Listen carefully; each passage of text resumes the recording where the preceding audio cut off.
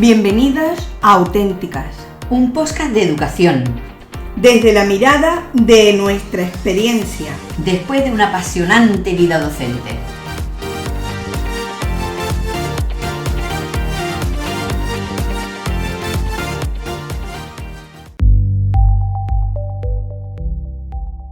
Hola, hola, hola. Bienvenidos y bienvenidas a este espacio donde cada conversación es una puerta abierta a lo humano, a lo creativo y sobre todo a lo que nos transforma. Hoy vamos a hablar en nuestro podcast número 9 de la segunda temporada de algo que va más allá de los pinceles y los cuadros. Vamos a hablar del arte como experiencia de vida y para eso tengo conmigo a alguien muy especial. A alguien muy especial que es licenciado en Bellas Artes, especializado en conservación y restauración de bienes culturales, perito judicial en arte y antigüedades y docente, como él se define, multidisciplinar, yo diría multipotencial. Ya lo conozco en la última faceta suya de cantante lírico y eso lo avala. Pero para nosotros, que ha sido alumno nuestro, es un hombre de luz, de esas personas que se te cruzan en la vida y quieres que se quede para siempre. Es un artista que pinta con el alma, que observa el mundo con otros ojos, transforma espacios a través del color y la forma y cree profundamente en el poder del arte para sanar, educar y transformar. Él es Eduardo Martínez, mi querido profesor de pintura de la Academia Cuartis, y hoy nos acompaña para hablar de qué significa pintar, cómo el arte puede cambiarte y por qué no debería faltar nunca en la educación.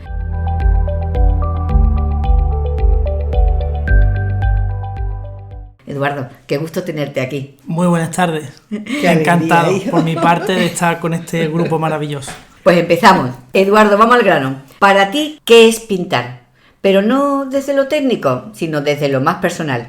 ¿Qué te pasa? ¿Qué sientes por dentro cuando pintas? Para mí pintar se ha convertido en una forma de vida. Quizás no empezó siendo así, pero por las circunstancias se ha convertido en precisamente eso, en un sostén. Para mí es un sostén vital. Hay veces que uno pues se lo pasa bien, todo el mundo puede pensar que pintar es una actividad agradable, una actividad, un pasatiempo bastante bonito, pero otras veces la cosa se pone un poquito más fea. Esa batalla es interesante. Esa batalla es muy interesante porque te ayuda a conocerte a ti mismo. Entonces yo por eso creo que nunca podría dejar de pintar, porque como uno siempre va cambiando, uno siempre necesita mirarse al espejo. Para mí la pintura es ese espejo donde yo puedo verme reflejado. ¿Y qué siento cuando pinto? Pues no lo sé, es una sensación grata, aunque haya, como hemos comentado antes, a veces momentos de pelea, porque estás contigo mismo. Y cuando uno aprende a llevarse bien con uno mismo, creo que tiene muchas cosas ganadas para esta vida. Pues está estupendo, ¿eh? Una vez te pregunté en clase, Eduardo, ¿yo cómo soy por la pintura que hago? Dice, pues tú eres armoniosa, pero intensa. Lo que pasa es que esa palabra hoy en día ha perdido ser peyorativa, pero te refería a, entiendo yo, como cargada de cosas. Con potencia. Con potencia, a eso te refería.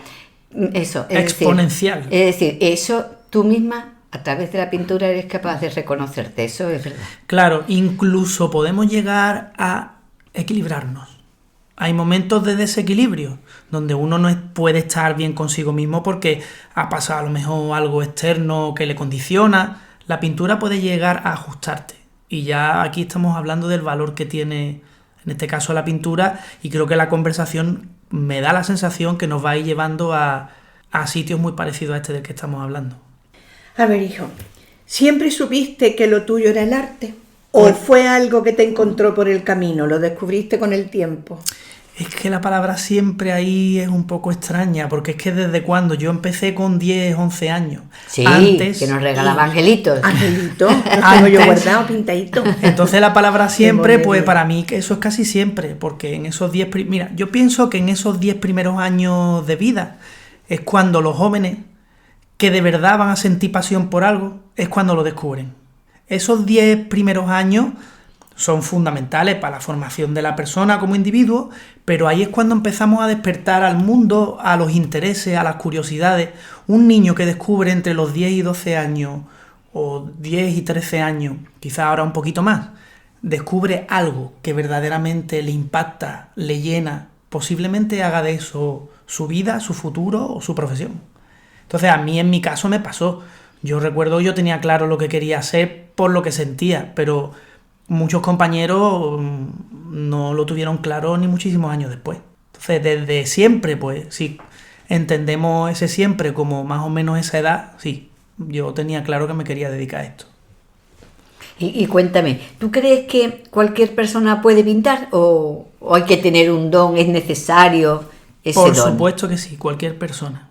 Vamos a pensar que la pintura, como cualquier otra disciplina artística, tiene una serie de códigos que se pueden aprender, es un lenguaje, con lo cual nos podemos comunicar y cualquier persona puede aprender, igual que un idioma, cuáles son los rudimentos.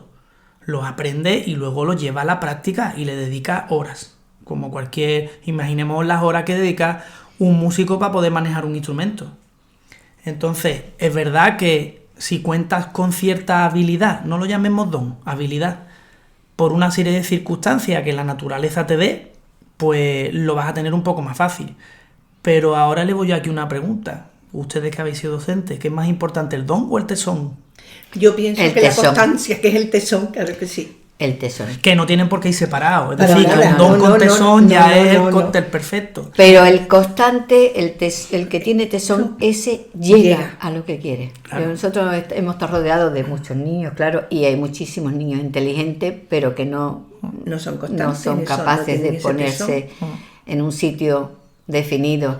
Y sin embargo, el que tiene tesón, a pesar de las dificultades, claro, ese llega. Por eso yo creo que la palabra don para las artes está demasiado... yo la quitaría, no es necesario. El don es algo natural, y como algo natural se manifiesta y sale. Pero creo que es más importante cultivar el tesón. Pues sí, pero vamos, tienes que reconocer que hay gente que da 2 pinceladas y tú y le sale. Eso tiene una forma. Es cierto. Hay gente que tiene una predisposición muy grande y una facilidad. Muchos de ellos se dan cuenta y otros no se dan cuenta y no se lo creen. Tú me habrás escuchado decir muchas veces a los alumnos, si yo hubiera empezado así, el arte que tenéis, hay que ver la capacidad que tenéis y todavía. Y es por eso. Ellos no se creen. Ellos no se creen con esa capacidad. No, desde dentro es muy difícil verlo si eres humilde y tienes los pies en el suelo. Hay quien se lo cree y no tiene tampoco por qué creérselo tanto. Pues aquí hay una frase que me encanta y dice, el arte cura, calma, ayuda. ¿Has sentido alguna vez que el arte te ha sanado o has visto eso en otras personas? Sí, yo lo he visto, lo he experimentado y lo he visto en varias personas. He tenido la fortuna y los mayores logros para mí no están en pintar un cuadro. Eso es una actividad, que me acompaña, pero que muchas personas podrían pensar, mira, se siente la satisfacción de ver una obra terminada. No, cuando tú trabajas con los demás y ves que en los demás hay un crecimiento, hay una superación personal y en este caso hay, solventamos barreras, problemas, impedimentos, eso por dentro llena mucho más que todos los cuadros que se puedan pintar en el mundo al mejor nivel.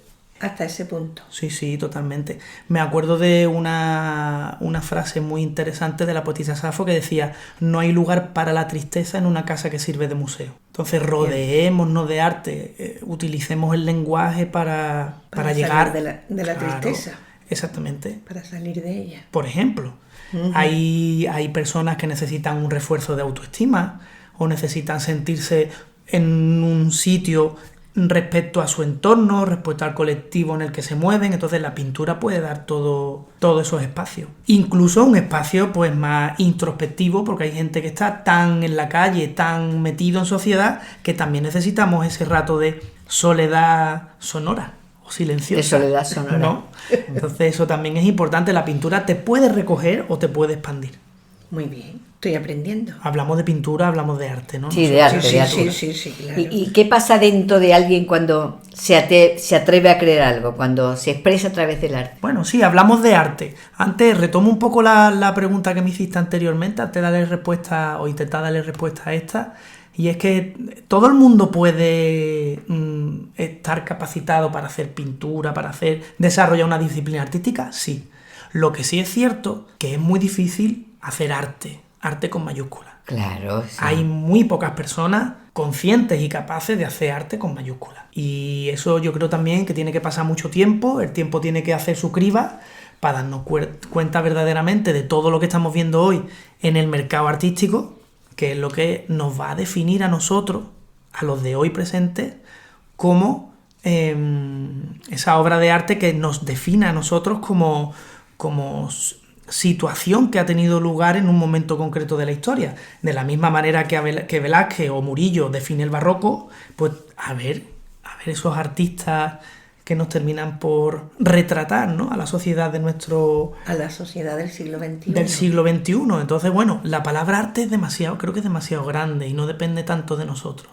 Bueno, ya hay muchos referentes con respecto a quiénes pueden ser los importantes del siglo XX. Sí, pero la historia olvida. Y a lo mejor, sí, le pasó al Greco, le pasó a Velázquez, que no se rescataron hasta el siglo XIX. Y en ese olvido va cayendo también mucha gente, seguro. Y para ti ahora mismo, ¿quiénes son los que están, los top 10 de pintura, de arte en España? Es complicado contestarte. Es que hay eso. muchísima gente. Yo suelo mirar más atrás, no miro tanto al presente. Sí, ¿verdad? Sí, veo que el presente está demasiado contaminado. Evidentemente hay gente que me llena mucho, pero Sí. me llena más mirar para atrás. Me llena más mirar la pintura de Altamira, aunque nos quede más lejos. Bastante. Hay más contemporaneidad en eso, muchas veces, que en las ocurrencias que tiene el arte contemporáneo. Y no es que yo esté en contra del arte contemporáneo, ¿eh? Pienso que se ha diversificado demasiado.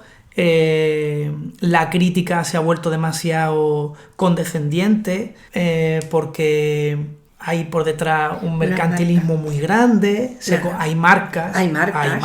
Las marcas, se crean marcas de ¿Y cosas. cómo tumbas entonces- tú ahora una marca? Eso es muy difícil. Eso es Una difícil. marca que está rentando es imposible de tumbar. Entonces, que yo tengo mi referente actualmente, sí, porque incluso hay que estar en el mercado y ahí hablaríamos de autenticidad. Uno a veces no puede ser 100% auténtico, porque entonces se queda fuera. Sí. Y no tienen más remedio Tiene que vender, tiene que ser existe la reconocido. moda, las tendencias, pero por eso te digo que al final quien manda es el tiempo. A lo mejor yo me puedo estar fijando en alguien que es totalmente anónimo, pero es un pintor extraordinario o un escultor extraordinario y no tiene por qué vender ahora mismo ni ser top. Entonces es un momento complejo, un momento donde cabe todo, donde vale todo, y eso está muy bien. Hasta lo que no es válido. Exacto. Es que eso es lo que yo me pregunto. Y hablamos entonces de la verdad y la mentira. Cuando tú no reconoces la verdad y la mentira, ¿qué hacemos? Ponemos cara de cuadro, nunca mejor dicho. Entonces, Nos abstraemos. ¿necesita realmente tanto conocimiento? ¿Necesita tanta experimentación, tanta visión del mercado y de la actualidad para realmente saber qué es arte y qué no es arte? No sé, Es yo veo muy que ahora... difícil, ¿eh? Sí. Es dificilísimo. Claro. Eso que está Yo Al veo que final ahora es pintores... es que a un mí- golpe en el corazón. Sí, a pintores que a mí me gustan a lo mejor son todos muy rápidos en su actuación. Sí, hay una tendencia, nosotros vamos rápido y Sí. es ahora mismo... Es la necesidad de crear, pero Sí. pues, hay que pararse al proyecto, a lo que estás haciendo, a modificarlo. Hay que templarse un ¿A que poco. no? Sí. Hay A los- evolucionar. Los potajes más ricos son los que se hacen con el fuego fuego lento, al lento. final, ¿no? Venga, fuego lento. Al principio le meta un poco de caña al fuego, Sí, sí. pero Pero luego después- necesita una serie Un de tiempo, sí. tiempo para que eso asiente, para el reposo. Qué importante es el reposo. Hoy no se reposa. Los cuadros están frescos y ya están subidos a la red. Sí. Sí, Buscando sí. cuántos likes Sí, sí, tengo, sí. cuántos no tengo, y detrás de eso 40 personas mirando, voy a hacer lo que hace este porque resulta que tiene una cantidad de público tremenda. No, creo que estamos muy perdidos, realmente estamos muy Es una perdidos. lucha. Para la importancia que tiene, desde mi punto de vista, ese arte con mayúsculas. Claro. Es igual que los escritores, ¿cuántos escritores hay hoy en día? A patar, pero ¿cuántos van a ser los realmente Claro. elegidos por la historia? Yo creo que el artista tiene que tener el compromiso de encerrarse a trabajar pensando en no lo que se vende ahora, sino pensando cómo puede enriquecer al hombre de dentro de 100 años. Pero tú eres un artista en mayúsculas. Ahí es donde realmente se puede aportar algo. Sí. Ahí es donde podemos aportar algo y donde el artista tiene que tener realmente el compromiso, un compromiso de futuro. Es muy difícil, eso que estás diciendo, para mí es complicadísimo. Te voy a decir por qué. Porque yo que concibo el arte como la forma de expresarte desde la belleza, ¿no? Da lo mismo que sea a nivel literario, a nivel de cine, lo que tú quieras. Resulta que te pones tú y dices, voy a hacer el reposo que tú dices, voy a hacerlo con tranquilidad, voy a hacer no sé cuánto. Y cuando tú ya has puesto o has creído que has creado lo que tú... Yo te lo digo porque yo quiero escribir un libro y ya lo he empezado 14 veces, todavía no sigo. Cuando ya creo que lo tengo, digo yo, ¿y esto le va a interesar a alguien dentro de 50 o 60 años? Y cojo y empiezo otra vez por otro sitio. Y no es porque yo sea mejor escritora que nadie, sino porque siempre pienso los que van a leerlo, no los de ahora, no los momentáneos, sino los que van a leerlo después. Creo que no tengo esa capacidad de atraer a ese público. Yo me lo llevo a la pintura, Loli. Yo creo que tienes que hacerlo para ti. Sí, ¿verdad? Tienes que hacerlo para ti con sinceridad. Con sinceridad y llegando hasta donde tengas que llegar. Pero con sinceridad, sin trucos. Ya. No pensando en el del futuro, no pensando... No, yo siempre pienso, mis nietos cuando sean mayores, si leen esto, ¿qué es lo que van a pensar de mí? Fíjate tú qué tontería más grande. Y digo yo, pues pensará, mi abuela no está buena. No, pero porque no estoy mirándome a mí, como tú dices. Estoy mirando... La pieza principal tiene que... El motor principal tiene que ser tú. Claro. Tú, porque tú eres quien lo genera. Tú eres quien mueve esos sentimientos y los pone donde sea. En una página, en un lienzo, en un trozo de madera, donde sea. Pero el principal motor eres tú. Ahora, dentro de ese motor, ese compromiso de qué saco hacia adelante, ¿no? Y luego, claro, estamos hablando de la pintura desde un punto de vista profesional, lo que nos encontramos en el mercado, lo que está pasando, ese abanico tan amplio que estamos viendo, que muchas veces ese abanico tan amplio y tan grande, lo que crea es más confusión. ¿Por dónde voy? ¿Qué? Puedo hacerlo todo. Fíjate, puedo hacerlo todo. ¿Y qué hago? En cambio te vas, por ejemplo, a ciertos momentos de la historia donde por estética había unas cosas muy definidas, esto se tiene que hacer así, así y así. Sí, los cánones, claro. Los artistas que avanzaron no dejaron de avanzar porque existían unos cánones, ¿vale? Sino porque ellos fueron creando sus propios Sobre cánones. los cánones avanzaron, pero hoy en día hay tanta diversidad que con qué fruta te queda del jardín del Edén. Es que ¿cuál coge? La pera, la manzana, el melón. ¿Y cómo mantienes una coherencia cuando estás picoteando? Pues la verdad es que es difícil, sí. Que hay que escoger un camino. Muy difícil. Hay que entonces, cuando tú claro. trabajas y trabajas en el silencio, trabajas en esa introspección y reflexionas, empieza a aparecer un poquito de tu identidad. Y ahí es donde tú te agarras. Y cuando la identidad aparece de verdad, entonces cuando el estilo del artista se define y ya no tiene dudas. Ya le da exactamente igual lo que el piense, atún lo y el que betún. Da lo mismo. Yo sé lo que yo quiero, yo sé lo que yo estoy contando y por ahí camino. Y haces un camino. Entonces ese es un poco el panorama tan difícil que vamos encontrando los artistas hoy día. Porque es difícil realmente.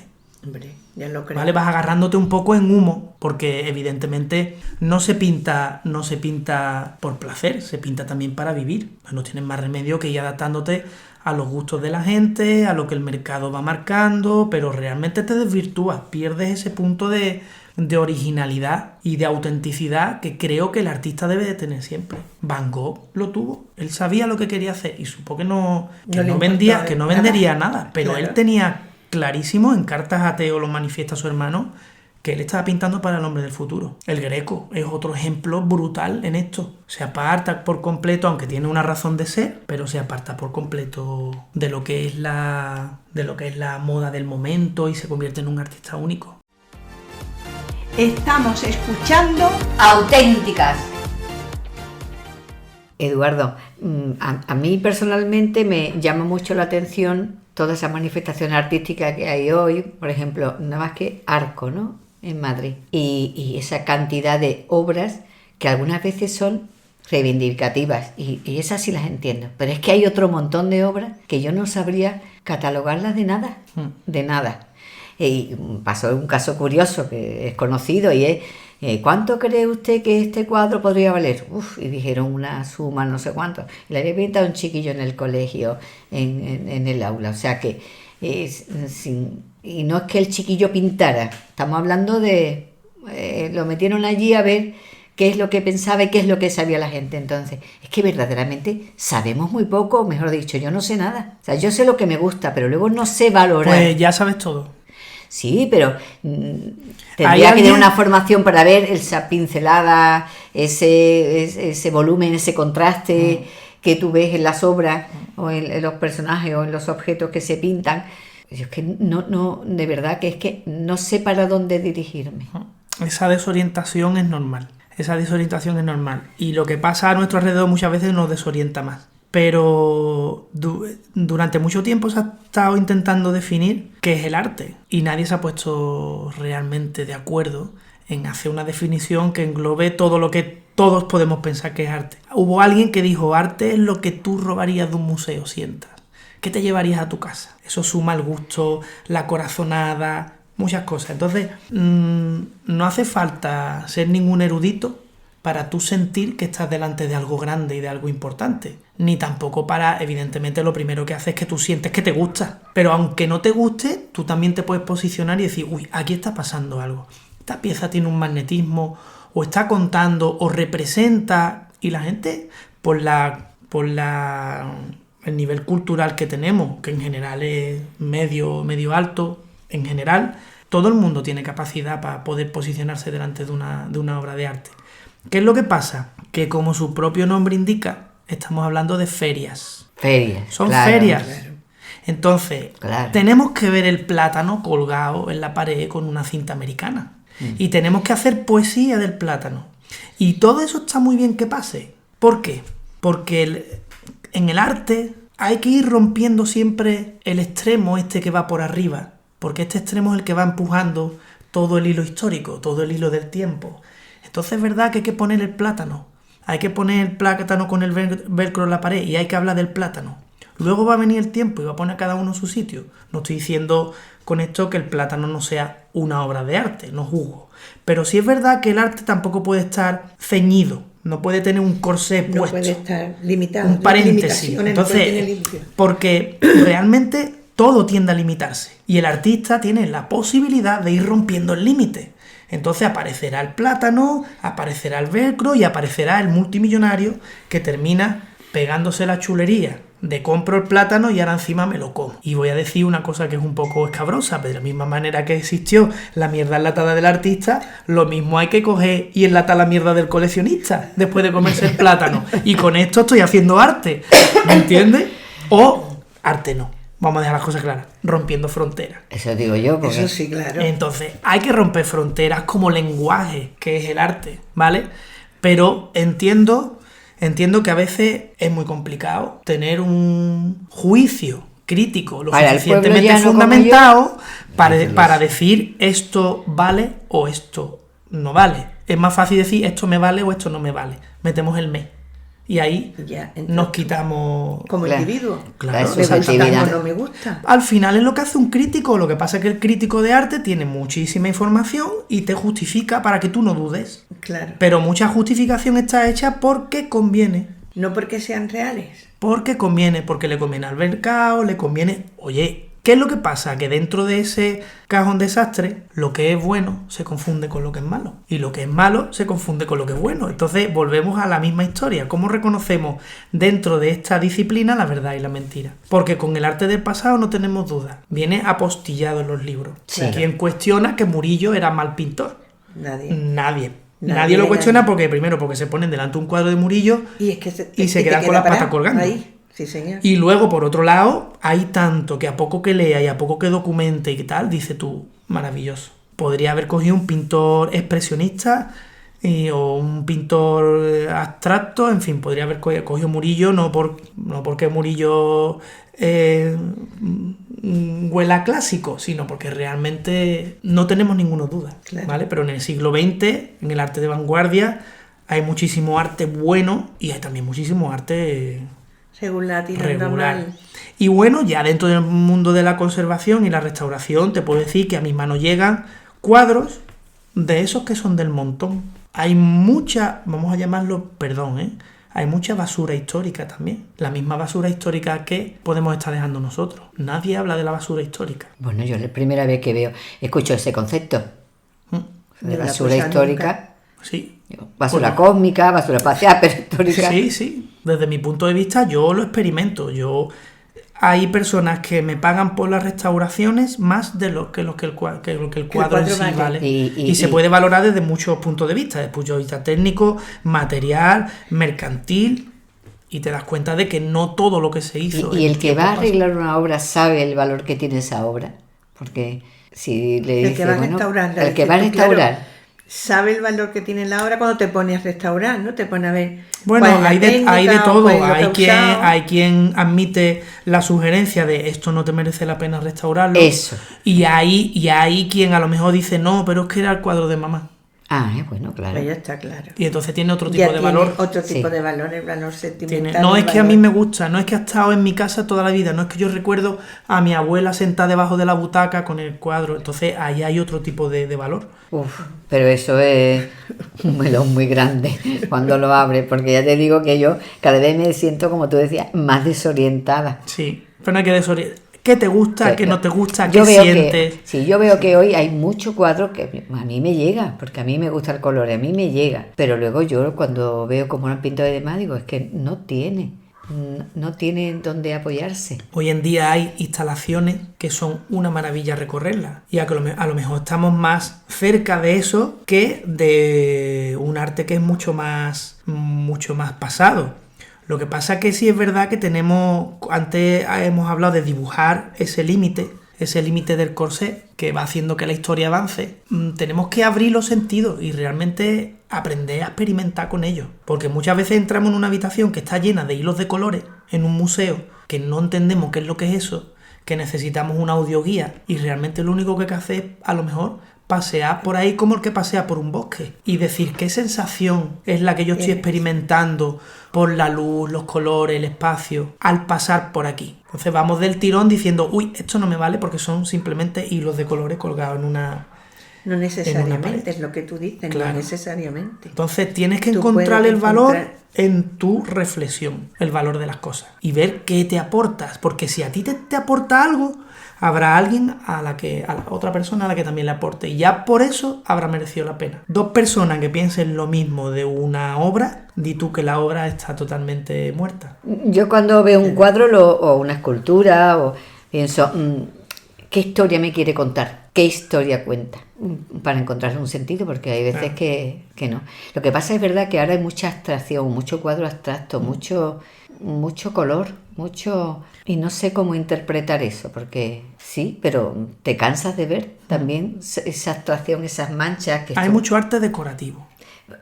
Exactamente. Hay mucho arte como decorativo. El arte para decorar. Sí. El arte que hace que la vida sea ligera, que la vida sea ligera. Tú necesitas un cuadro en tu salón que te acompañe, que no te haga gastar tampoco mucho tiempo mirándolo, que sea una nota de color ahí vista por el rabillo del ojo, pero que tampoco, porque realmente la gente se para mucho a mirar los cuadros que tienen colgados en casa, o simplemente, y aquí entro en un terreno bastante conflictivo, o simplemente los cuelga y de vez en cuando los mira. Yo estoy seguro que incluso a los amantes de la pintura, y me incluyo yo, no echamos tanto tiempo mirando después los cuadros que tenemos en las paredes. Yo he descubierto que hay algunos cuadros de los que he pintado contigo y me gusta tenerlos cerca para poder mirarlo cuando quiera. Y otros no. ¿Otros no? Otros no. Y fíjate que nosotros venimos... Y yo creo que es por la cercanía o por la historia que cuenta el cuadro, quizás que sea lo que más me llegue. O sea, que a todo cuadro hay que buscarle un fundamento para acercarte al cuadro. El cuadro va cambiando muchas veces a la vez que cambias tú. No lo miras de la misma manera siempre. Eso es un terreno complicado. Pero yo sí te digo una cosa, yo no soy de mirar mucho los cuadros que están en las paredes colgados. No te da tiempo, hijo. No es que no me dé tiempo. No te da tiempo, si tiene todo lleno. No me da. El taller lo tiene, que eso es una maravilla, porque eso es para estar lleno de maravilla. Yo no puedo, no. Yo soy un pintor poco romántico en ese sentido. A mí la pintura me sirve en el momento en el que la estoy desarrollando. Una vez que doy la última pincelada... el cuadro para mí no... Yo te reconozco a ti... Para mí no tiene sentido. Te reconozco, Eduardo, como un pintor reivindicativo. Hay ciertas obras que tú, desde que nos conocemos, has ido pintando que eso, esa línea de reivindicar. Y eso siempre me ha llamado mucho la atención, porque cuando se reivindica no pinta cosas bonitas. No. Y claro, estamos acostumbrados a que el cuadro tiene que ser dulce, no, para nada, es todo lo contrario. Pinta lo que pintaría un loco, o pinta lo que pintaría un desesperado, pero bien pintado, claro. Sí, claro. Eso no va que lo pinta él. Claro. Y me llama mucho la atención. Me gusta que seas así. Porque Yo es la no- forma de plasmar lo que verdaderamente tú eres. Yo no elegí el camino fácil. Hubiera sido muy fácil hacer una pintura cómoda, al gusto de todos, de la mayoría. Apostar por lo vendible. Pero yo pienso que el compromiso tiene que ser más grande. Pero por eso hay que diferenciar Y entre un artista y uno que pinta. Hay cosas Claro. por tu sensibilidad que la realidad hace que te duelan mucho. Los últimos cuadros que yo he visto han sido los que has donado al Museo de Chiclana, y eso de verdad que merece la pena que vayáis a verlo, porque es la reivindicación de cómo está nuestra sociedad ahora mismo, Y del ser humano. El ser humano es muy del complejo. ser humano. El ser humano es muy complejo. Es muy complejo con el entorno y es muy complejo consigo mismo. Sí, Y cuando nos creemos que hemos mejorado, mira lo que está pasando ahora mismo en el mundo. Bueno, es que parece Nos que damos estamos... cuenta que no vamos que no vamos No, hacia adelante. que decaemos. volvemos a Y recaer yo lo tengo mismo. esperanza, no quiero nunca dejar de pensar, Claro que sí. de tener Claro. esperanza, y creo que hay muchos mecanismos que nos pueden llevar por el buen camino, entre ellos el arte, ¿no? Todo lo que nos humanice, y hablamos de humanismo. Entonces, de la misma manera que Goya pintó los fusilamientos, yo me he visto en la necesidad de contar muchas cosas que a mí me han arañado por dentro. Y prefiero sacarlas fuera con la pintura a que se me queden dentro. Para mí la pintura siempre fue un mecanismo de exteriorización de lo que me escocía. Pues la verdad es que Pues, a veces lo conseguí lo que pinta tú, es porque, muy duro, es claro. muy duro. No es que agradable, no es bonito.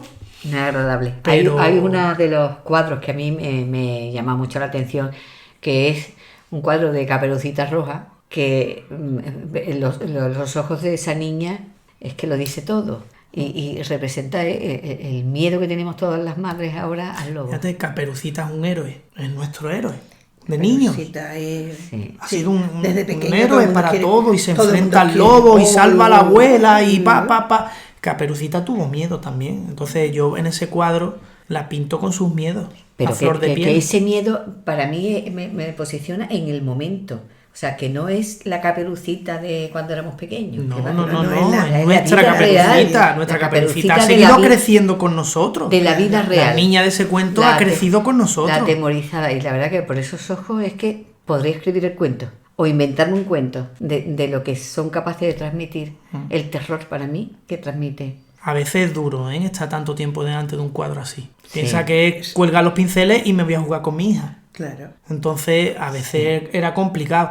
Yo cuando pinté el cuadro de la guerra, El de la guerra. era una vamos. batalla delante de ese cuadro conmigo mismo. Es más, aceleré mucho el proceso de terminación porque no quería estar, o el del hambre, no quería No quería estar estar más tiempo viendo allí. esas caritas de niño mirándome, pero sentía que tenía el compromiso de hacerlo. Pero eso me llena más que el hecho de pintar mucha abstracción de mucho cuadro decorativo colorido, que es a lo que vamos, que es que hay mucho, es que nos hemos perdido un poquito, nos hemos perdido, no buscamos El cuadro, la esencia. el cuadro es como un libro. Y como tú has dicho antes, cuenta una historia. Sí, Un cuadro que no cuenta una historia, ¿qué te aporta? Te puede aportar la sensación visual, ¿no? La estética agradable del momento, pero yo creo que la pintura es algo más. Hombre, si además cuentas una historia bonita y preciosa, como hacía Sorolla, que es maravilloso, pues entonces ya unes los niños en la playa, ya unes dos cosas que son maravillosas. Estupendo. Pero la pintura, por encima de si es bello o es feo, tiene que contar algo. De hecho, lo que yo pinto por otras necesidades, ¿no?, más crematísticas, que no tiene una historia, a mí no me motiva, yo no lo trabajo igual. Yo no soy el mismo, porque mi compromiso no es igual. Me aburre. Claro. Por eso hice restauración, para liberar la pintura. Porque hubo un momento en mi vida en el que la demanda era muy grande y habían pasado 2 años y medio o 3 trabajando siempre para la calle en lo que la calle quería. Y dije, ¿quién soy? ¿Dónde estoy? ¿Cómo voy a seguir así más tiempo? Entonces empecé a buscar una actividad paralela que estuviera dentro de mi campo para poder liberar a la pintura realmente y poder tener esa libertad de expresión. Estamos escuchando Auténticas. A ver, Eduardo, si tú pudieras rediseñar el sistema educativo, ¿cómo incluirías el arte? ¿Qué lugar debería tener en la vida de niños y adolescentes? La pregunta es muy interesante. Yo primero no me siento capacitado para rediseñar el sistema educativo por mí mismo. Lo primero Ni que tú haría, ni muchos. Ni mucho, tú lo tranquilo. primero que haría es buscarme al mejor equipo y Vale. entrar en un periodo de debate y bueno. Lo que sí tengo claro es una cosa, y es que la mejor forma de aprender es jugando, y el arte tiene mucho de eso. Sí que es verdad. Entonces, Claro. yo creo que si incorporamos el arte a otras disciplinas y convertimos la tarea posible que nos da el arte de multiplicariedad, ¿no Sí, es? Sí, sí, así, sí. así.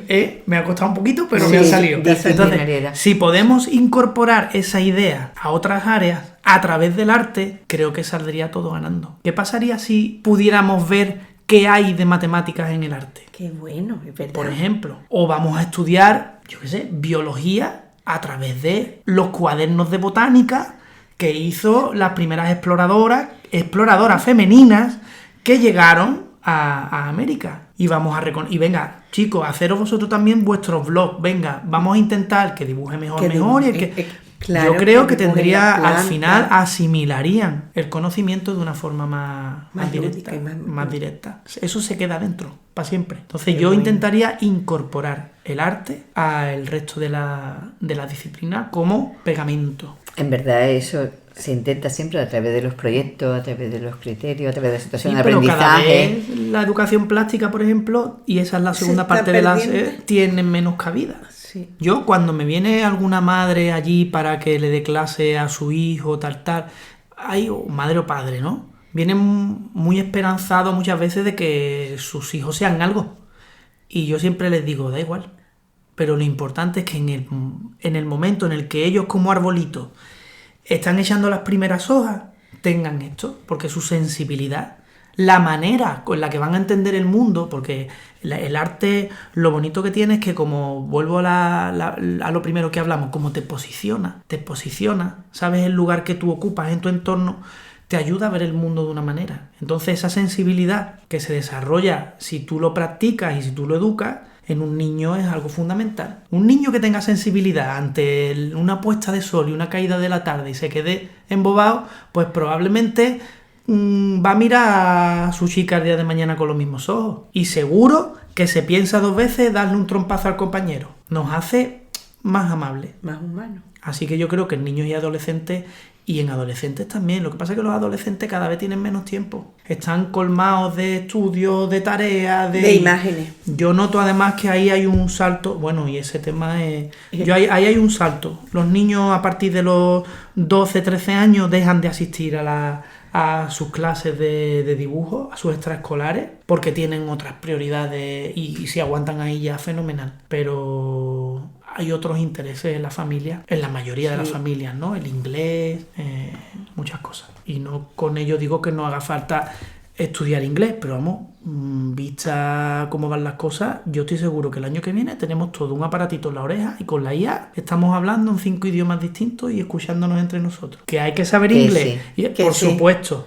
Pero estamos en un momento de cambio tan grande, que yo creo que no deberíamos de abandonar la idea de una formación más conmigo mismo, más introspectiva. Y eso el Más arte lo tiene. interioridad, más interior, pues la verdad es que sí, estoy de acuerdo. Pasa lo contigo. mismo con la música también y con... Claro. Pasa lo mismo, que son destrezas que deberíamos desarrollar porque verdaderamente aportan mucho al ser humano, como ser humano, Claro. no como Es conocimiento. que están No, con no, nosotros no. casi desde el principio de los tiempos, igual que el lenguaje, No, que o la- casi antes. Es que no sé qué decirte. Si antes dijimos una palabra totalmente entendible o si dábamos en la estuvimos- piedra con 2 palos para comunicarnos. El sentido del ritmo, cómo mirábamos, son muchas cosas. Entonces, estas 2 áreas de las que hablamos, la música y la pintura, las artes plásticas, que en definitiva todo eso es arte, están acompañándonos desde el principio. Entonces nos define, como especie nos define. Pues no va por ahí, no van a por los tiros por ahí de educarnos más en la sensibilidad. Sensibilidad. No. Hoy vivimos, pues eso, una época de pantalla, de prisas. Hace poco nos mandaste tú una noticia al grupo, que la verdad queda con tristeza y con rabia, de todo un legado de libros y documentos de valor incalculable de un pintor que tú conocías, y al final ponían la frase: nadie los quiere. Eso es cierto. Eso es cierto, pero eso es dolorosísimo, porque a ver, eso es todo lo que hay de una vida. No tengo sitio donde Toñi, yo esto lo veo. Eso cómo lo hacemos. Esto lo veo yo 1 o 2 veces por semana. Claro, con la restauración, ¿no? Con la peritación. ¿Cuántas veces me llaman para ir a un domicilio? Peritar. Porque los descendientes de la persona fallecida no saben lo que tienen y necesitan, o bien por cuestiones de herencia, de particiones, o bien porque muchas veces piensan que pueden tener lo que no tienen, o al revés, pues yo tengo que acudir allí. Y hay ocasiones incluso que el domicilio tiene que venderse con urgencia y se encuentran colecciones de una persona que ha tenido un interés, que ha tenido una sensibilidad, que ha estado atesorando. Y dice: ¿ahora qué hacemos con todo esto que tenía aquí papá y mamá? ¿Dónde lo metemos? Yo en mi casa no meto nada, porque además, como todo huele un poco a rancio, las cosas se han deteriorado, forman parte de otro siglo. ¿Qué hacemos ahora con esto? Y se les convierte en un verdadero problema. Pero es que lo es. Y lo es. Hasta decir, es un problema. Mira, que entre de la furgoneta y se lo lleve todo. Yo ya no quiero saber si aquí hay algo que vale o que no vale. Pero, por favor, que la casa se quede libre, que tenemos que firmarla. Y se pierde por completo el interés. Pero eso pasa de una generación a otra, ¿eh? No hace falta que pasen 3 para que los objetos que producimos, por eso te decía antes de lo de la basura histórica, los objetos que producimos queden en desahucio. Y esa es la realidad. Entonces nos enfrentamos a ese problema, a un legado que no sabemos cómo recibirlo. Y nos metemos en otro tema, en el tema de las ideas. ¿Cómo se están hoy recibiendo entre los jóvenes las ideas de los mayores? ¿Qué legado? La experiencia de los mayores. ¿Cómo se va transmitiendo hacia esas nuevas generaciones para que al final no diga: uy, yo lo que me decía mi padre y mi madre, yo no quiero saber? Claro. Como esos objetos, ¿no? Que pesan.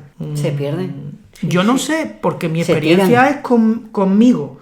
Pero no sé vosotros, que sois de una generación... Somos más mayores. Si habéis vivido eso también con vuestra generación de arriba, o es una percepción mía. Es que hay una cosa también, es que ahora hay muchas cosas. Claro. Es que entonces había menos. No había tanta diferencia. No había tanta diferencia entre tú y tu madre. No. Y entre tu madre y su madre. No. Pero la diferencia que hay entre mi hija y yo es abismal. Sí, claro. Y yo con mis hijos. Por ejemplo. Y yo con mis hijos. Además, fíjate una cosa, estamos hablando de algo tan bonito y de introspección, ¿no? Me meto en el taller a pintar para crear arte. Pero que resulta que cuando yo salga del taller, yo no tengo ni puñetera idea de cómo se maneja un móvil. Entonces, yo me siento totalmente fuera, con 43 años, me siento muchas veces fuera de mi propio entorno, porque no me da tiempo a adaptarme a la velocidad de que están viniendo los cambios.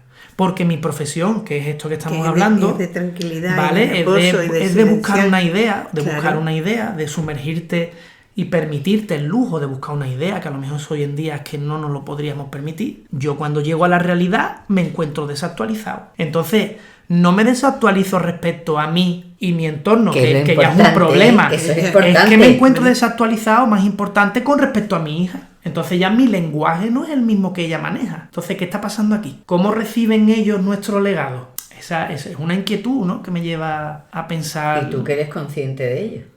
Bueno, mecanismos de solución no encuentro, pero por lo menos la pregunta me la hago.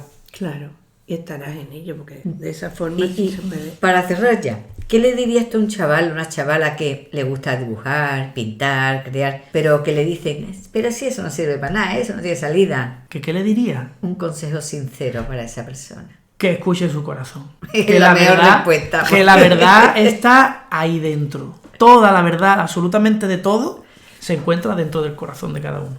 Y tiene que dejarse llevar por lo que su impulso diga. Ahora, hay que hacerlo de forma inteligente, porque, ¿cómo se dice? Lo mío no está reñido con lo servido, ¿no? Sí, entonces, claro. A ti te gusta el arte, a ti te gusta dibujar, infórmate de qué es posibilidades, de qué salidas hay, de por dónde te gustaría tirar, y adéntrate, explora, adéntrate. Yo le diría eso. Al final seguís buscándolo nosotros mismos. ¿Y cómo te vas a buscar? De donde sabes que no eres, porque no... Vivimos una vez nada más. Yo también animo a la gente a que se convierta en multidisciplinar. Que pruebe muchas cosas. Que pruebe muchas cosas. Porque al final una cosa no está tan lejana de la otra. Porque hay un nexo común que eres tú.